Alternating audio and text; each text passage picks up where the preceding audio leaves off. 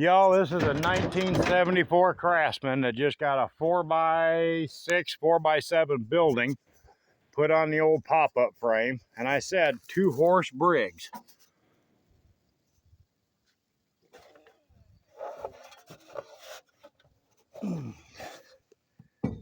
Two horsepower.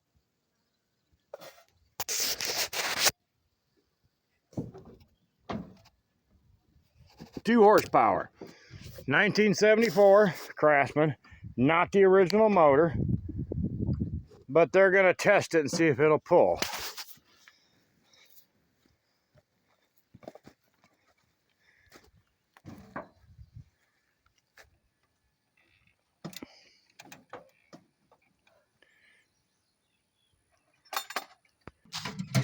Put it in low range and let her rip.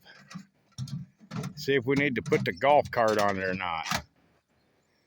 We think the 2-horse Briggs will pull it out? Let's see.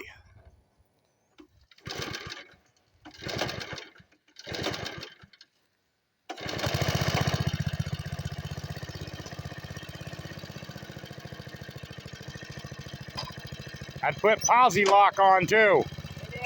Okay. You don't have to give it much gas.